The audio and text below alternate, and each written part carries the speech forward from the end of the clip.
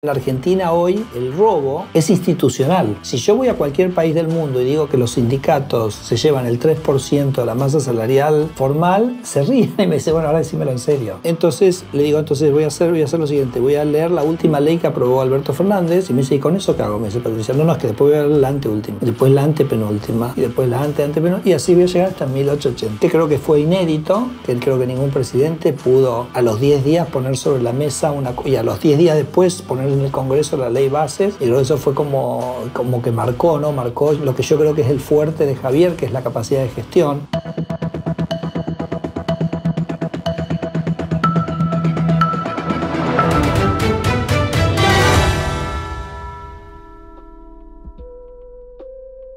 Me gustaría que me cuentes todo el proceso que vos viviste para la generación del famoso DNU y la ley de bases, porque entiendo que vos sos el autor intelectual de todo ese trabajo hercúleo de ver qué cosa había que sacar, qué ley directamente derogar. Entonces, al final hiciste todo el estudio de las capas geológicas de la ley argentina. ¿Cuánto tiempo te llevó?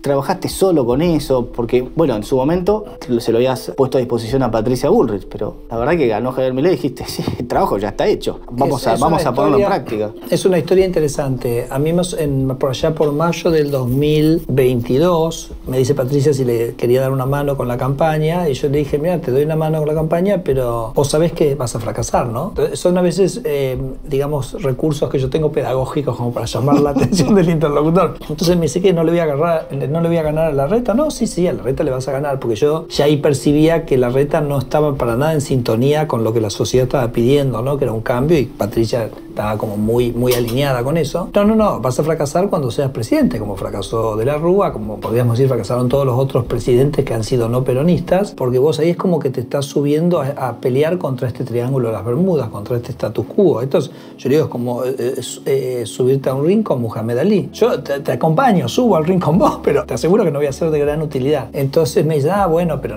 pero obviamente algo vamos a tener que, o sea, no puede ser que me digas esto. Le digo, bueno, yo tengo se me ocurre algo, le digo. No sé qué posibilidad de éxito tiene, pero sin esto no se puede hacer. Que es que este sistema de castas se embebió en las leyes. O sea, en Argentina hoy el robo es institucional. Si yo voy a cualquier país del mundo y digo que los sindicatos se llevan el 3% de la masa salarial formal, se ríen y me dicen, bueno, ahora decímelo en serio. No entra en la posibilidad de que vos me digas que el sindicalismo lleva el 3% de la masa salarial, que en Argentina se van parte por el sistema de salud y parte por los aportes solidarios, ¿correcto? Que le cobras al trabajador sindicalizado y al no sindicalizado. O sea, el no sindicalizado en Argentina, el que dice que no quiere tener una representación sindical, la ley le dice que tiene que pagarle al sindicato. O, por ejemplo, mi ejemplo preferido que hemos debatido muchísimo estos meses, que es el tema de la pesca. La pesca es un recurso público, no hay derecho de propiedad. Y la ley le permite a cierta gente pescar, yo te diría, básicamente gratis. O sea, la regalía que pagan es 0,15. Tiene su historia eso, pero digo, bueno, ¿eso cómo puede ser? Eso está en la ley. Entonces el marco legal es un marco que ha institucionalizado el modelo de la casta, y el modelo de la casta, como decíamos antes, es un modelo que le extrae recursos a la población en general para dárselo a estos actores de la casta. Entonces yo le digo, la única manera de poder hacer esto es revisar las leyes y encontrar dónde están estos privilegios en las leyes. Y cuando llegues al gobierno, pues haces un movimiento sorpresa que la gente no espera, que vos el primer día, el segundo día, el 10º día puedas, digamos, básicamente desarmar todo esto. Ya después se verá si es un DNU, si es en el Congreso, lo que fuera. Entonces le digo, voy a hacer lo siguiente, voy a leer la última ley que aprobó Alberto Fernández y me dice, ¿y con eso qué hago? Me dice Patricia, no, es que después voy a leer la anteúltima, y después la antepenúltima, y después la antepenúltima, y así voy a llegar hasta 1880.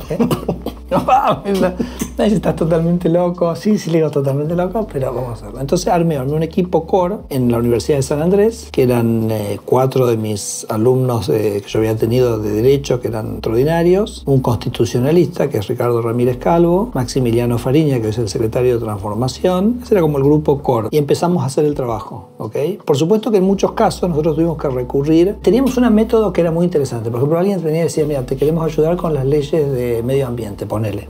Un tema que nosotros por ahí no conocíamos tanto. Entonces me decían, ¿hacemos una reunión? No hacemos reuniones. Ok, bueno, te mando un trabajo que hicimos. No leemos trabajos. ¿Qué querés? ¿Unos bullets? No leemos bullets. No, pero ¿qué querés? Me dice, no, le digo, ¿cuál es el problema? Por mencionar una ley de glaciares. Una ley, digamos, del mundo. Bueno, hay un problema con las glaciares, listo, bajátela y vos me la editás con track changes. Y yo, obviamente, a la gente a la que nosotros convocábamos tenía una afinidad ideológica, política, la idea de regular, simplificar, generar competencias. Edítamela y yo la miro. Entonces, lo extraordinario que pasaba era que cuando llegábamos a ese punto de la conversación, el 70% de la gente decía hasta acá llegué. Porque claro, una cosa es que sentarse, como estamos ahora nosotros, y cambiar el país y con un café y tal. Y después otra cosa es entrar al detalle. O sea, la cosa se ve en el detalle. Bueno, a ver, esta idea que tenemos, ¿cómo la implemento? ¿Cómo la escribo? Ah, bueno, el artículo 6 de la ley de fertilizantes, mira lo que dice. Y la verdad que lo tendría que escribir así. Entonces alguna gente decía, ¿sabes qué? No, yo feliz te doy ideas, pero no me hagas hacer ese laburo. No quiero trabajar a fondo. No, pero es totalmente honesto, porque no estábamos pagándole nada a nadie, así que no teníamos ningún derecho nosotros a exigirlo. O sea, fenómeno, digo, pero bueno, ese ya es como un nivel de trabajo y de detalle y tiempo y responsabilidad en algún sentido. ¿Cuántas leyes hoy? No me Argentina tiene 4.200 leyes. Digo, perdón, para terminarte la idea anterior. Sí. Entonces digo, yo logré desarrollar una metodología que era muy fácil para mí, sin perder tiempo, identificar quién me movía el lápiz y quién no. Y no tengo ninguna crítica para hacerle al que no lo quiso hacer, ¿ok?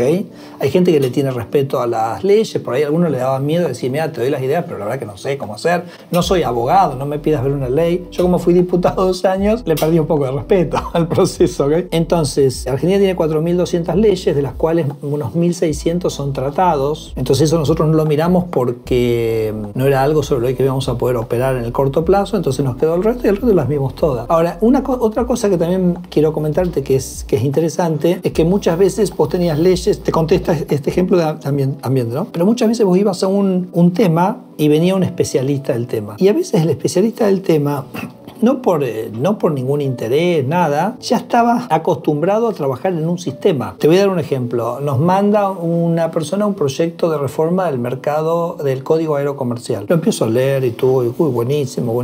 Hasta que llegó un momento, artículo, no sé si era el 95, decía que había una audiencia para el pedido de una ruta. Y yo digo, ¿para qué necesitamos una audiencia? O sea, ¿cuál es el problema de que una aerolínea quiera hacer el tramo, no sé, Córdoba-Bariloche? O sea, ¿a quién le puede perjudicar? Al único que le puede perjudicar es la competencia, ¿se entiende? No hay ningún motivo de tener un proceso que cuando vos querés volar una ruta, el Estado te haga un test. Entonces lo llamo al que escribió y le digo, che, pero ¿por qué pusiste esto de la audiencia? Esto hay que sacarlo todo. Entonces me dice, pero podíamos. Entonces a veces el especialista, también por supuesto me acuerdo que en un momento yo tenía la propuesta de eliminar la figura del productor de seguros. Digo, en una empresa de seguros hay un cliente, estás hablando de contratar algo que va a reducir tu riesgo, la gente tiene capacidad para evaluar, no estás, digamos, y si querés tener un productor de seguros, pero que no sea obligatorio por ley. Entonces veo que la persona del equipo está un poco nervioso, ¿viste? Incómodo. Entonces digo, pero escúchame, ¿qué te pasa? Que soy productor de seguro. Entonces, bueno, un poco gracioso, ¿no? Así que bueno, pero entonces yo te diría, más o menos entre la gente que fue colaborando fueron más o menos 100 personas, digamos, así que ayudaban puntualmente en algunas leyes. El equipo core éramos este grupito de 7 y nos tomó más o menos 1 año y medio. Yo, por supuesto, le habré puesto, no sé, el 30-40% de ese tiempo. Yo le dediqué a eso, ¿no? Así que no, fueron muchas horas de mirar y con mucho detalle. Y eso en algún sentido después cuando Patricia pierde con Javier, instantáneamente tomamos la decisión de llevarle ese trabajo a Javier. Me acuerdo que llegué con la valija porque yo lo había impreso. Las leyes a derogar y las leyes a modificar lo había impreso para que se tome conciencia del volumen, ¿no? De lo que se había hecho. Javier, por supuesto, le encantó porque era muy armado digamos, era un proyecto anticasta y libertario a full y dijo, esto hay que implementarlo. Y eso sí, fue como un input importante, no el único, del DNU y de la ley bases, porque, digo, todos los temas que se trataron ahí son temas que competen a los distintos ministerios, había que hablar con los ministros, había que consensuarlos, o sea, fue un trabajo muy colectivo. Es cierto que eso dio como un input de un nivel de precisión y de detalle que creo que fue inédito, que creo que ningún presidente pudo a los 10 días poner sobre la mesa y a los 10 días después poner en el Congreso la ley bases, y creo que eso fue como que marcó lo que yo creo que es el fuerte de Javier, que es la capacidad de gestión. Si querés, ahora hablamos un minuto de eso. Yo creo que el otro día en el Council of the Americas, cuando él ya arranca su discurso ya no hablando de la herencia, sino hablando de la gestión de estos 8 meses, del rumbo que se marcó, de lo que se avanzó y el camino que se empieza a transitar. Pero lo que quiero decir es que yo creo que ese equipo funciona, el equipo que armó Javier funciona tan bien porque es un equipo muy homogéneo ideológicamente. O sea que todos comparten esta idea de la libertad, comparten la visión del mundo que tiene Javier. Entonces, cuando te sentás a discutir, y no es solo el plano de los ministerios, donde por supuesto que está, pero cuando bajás al plano de los secretarios, pues ves que todo el mundo está empujando. Entonces no es como que vos entras en una reunión a una discusión ideológica, ¿me seguís? Me imagino que ese contraste lo habrás visto con Cambiemos, que seguro que era más heterogéneo. Claro, yo igual, digamos, la experiencia de Cambiemos con sus pros y sus contras fue lo que nos permitió ponerle un freno al kirchnerismo y que hoy no seamos Venezuela, ¿no? Y que podamos estar viviendo acá. Así que creo que eso es extraordinariamente meritorio, pero sí, obviamente era un conjunto de gente con visiones más disímiles, ¿no? Entonces, cuando vos mirás estos 8 meses de gestión, si hacemos un repaso que a mí me gusta mucho hacer... Discúlpame, antes de ir a eso de la gestión, que vos hablaste recién del tema aerocomercial, ¿no? Sí. Toda esta desregulación, recién me contabas cómo Aerolínea tapaba las mangas y hacía... Sí. ¿Cuánto tiempo pasa hasta que la gente termina viendo algo palpable de baja de costos o que hay más disponibilidad de vuelos a las provincias o que se han dejado de hacer vuelos que no tenían sentido económico por parte de Aerolíneas? Sí. ¿Y cuánto imaginás? Sí, por eso a veces por ahí el número de vuelos no es un gran indicador en este momento, pero por ejemplo el otro día nos vino a ver el presidente de la TAM y nos decía, nosotros permitimos una cosa que pocos países del mundo tienen, que es empezar a firmar convenios de cielos abiertos donde operadores de otro país pueden volar internamente con aviones con la matrícula extranjera. ¿Cielos abiertos qué sería? ¿Eso que dijiste? Por ejemplo, la TAM dice, a mí me resulta muy fácil venir a Argentina ahora porque yo directamente agarro mis naves que las tengo en Chile, que además si las tengo que poner licencia argentina, nunca sé si me las vas a parar, como hizo el kirchnerismo, etc. Entonces puedo ampliar mi operación y salir. Pero te quería decir lo siguiente, los precios de los pasajes en este momento están en menor nivel en los últimos 3 años, es producto de la competencia. El otro día estaba viendo una publicidad de JetSmart a Montevideo por 1.000 pesos. Porque ¿sabes qué? Antes, ¿sabes que el Código Comercial tenía una cosa llamada la banda tarifaria? O sea, se le prohibía a los aviones cobrar menos. ¿Vos podés entender, Miguel, que tenemos regulaciones que no te dejan cobrar menos? Entonces 1.000 pesos. Por supuesto, después hay un montón de impuestos, ¿no? O sea, que no es que por 1.000 pesos no vamos a ir. Pero lo que cobra la aerolínea es 1.000 pesos. Entonces, nada, me parece, bueno, las cosas un poco tienen como su tiempo de maduración, algunas más rápidas, otras más lentas. Alquileres fue rapidísimo. Yo digo también el ejemplo que me gusta mucho, que es el de internet satelital, que está prohibida la internet satelital y listo, la liberaste, entró Starlink. O sea, otras cosas, bueno, son procesos que requieren más maduración porque requieren inversiones. O sea, lo comercial, bueno, tiende a animarse, traer los aviones, generar la operatoria, son un poquitín más lentas, ¿no? Pero nada, me parece que es cierto que yo creo que la gente le está dando un gran espaldarazo a Javier y creo que la gente se cansó de ese sistema que nos llevó, como decíamos antes, de ser un país hace 50 años más rico que España a ser un país donde muchos de nuestros hijos deciden ir a vivir a otros países, ¿no? Entonces la gente dijo, basta, esto así no puede seguir. No sé, si querés podemos volver, yo te decía el tema de la gestión, sí, que me dale, parece, claro. Porque, a ver, te digo algunas cosas, ¿no? Superávit fiscal en un mes. Listo, ya está, cerremos el programa, apagar la cámara, nos vamos a tomar un... Y lo que es increíble para mí es como que en el debate es como que check y es parte del decorado, ¿me entendés? Sí, es como eso que está ahí. Para mí no, hay una parte grande, incluso del periodismo, que no entiende qué quiere decir eso. No entiende las implicancias de eso. Bueno, las implicancias, y yo creo, no es que uno está acá para el reconocimiento, ni mucho menos, pero digamos, eso requirió muchas decisiones muy valientes que nadie nunca había tomado. Entonces yo te lo subrayo, lo pongo sobre la mesa porque no es que puede decir,